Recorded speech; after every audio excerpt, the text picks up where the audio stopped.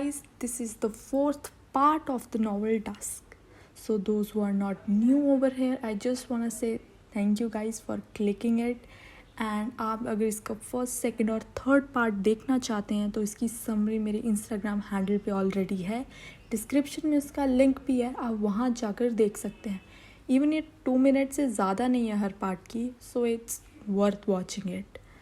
और तो हम स्टार्ट करते हैं, आपका ज़्यादा टाइम नहीं वेस्ट करेंगे.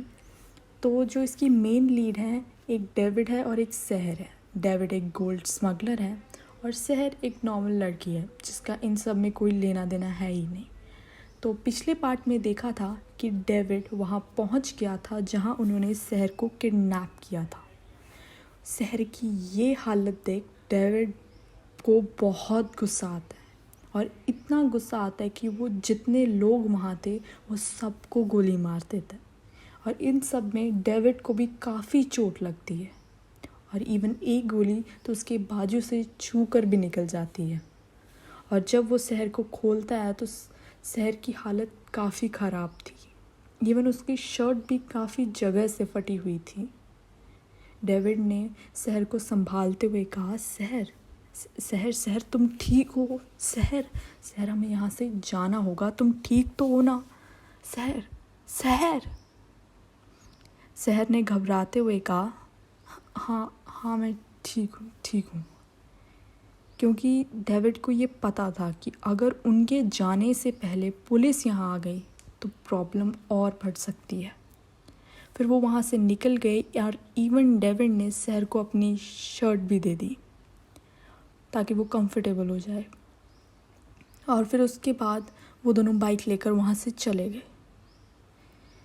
डेविड को सहर की बहुत चिंता हो रही थी क्योंकि ना तो वो कुछ बोल रही थी और ना रो रही थी. इवन इस सिचुएशन में वो बिल्कुल भी रिएक्ट नहीं कर रही थी. She was still sitting at the back.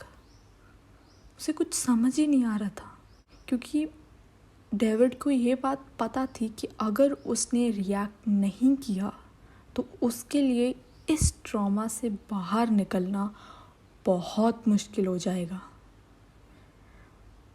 But उसे कुछ समझ ही नहीं आ रहा था और तभी बारिश होने लगी. तो डेविड ने साइड में बाइक रोक ली तो सहर कहने लगी, प्लीज़ मत रोको, मुझे यहाँ से जाना है. डेविड ने उसे समझाते कहा कि सहर पर बारिश, प्लीज़ डेविड प्लीज़. फिर डेविड ने बाइक नहीं रोकी और वो वहाँ से जाने लगे. डेविड को खुद पे बहुत गुस्सा आ रहा था. वो सहर की इस कंडीशन के लिए खुद को ही ब्लेम किए जा रहा था. उसे लग रहा था कि उसकी वजह से ये सब हो रहा है. सहर के घर पहुंच गए और जब सहर उतर कर वापस जाने लगी तो वो पीछे मुड़कर आई और कहने लगी, इसमें तुम्हारी गलती नहीं है, so don't blame yourself. David एक पल के लिए वहीं थम गया. उसे समझ ही नहीं आया कि आखिर अभी हुआ क्या. जो लड़की बोल नहीं रही थी उसने ये बात कह कैसे दी. और उस रात सहर के डैड भी घर पे नहीं थे तो बात कहीं ना कहीं छुप गई. और जब सहर अपने रूम में गई तो उसने जल्दी से अपना गेट बंद किया और गेट के साथ बैठ गई और बहुत रोई, बहुत ज़्यादा. शायद अकेली थी ना, इसलिए. Thank you guys, this is all for this part. Next part I hope you all will wait for it. Bye.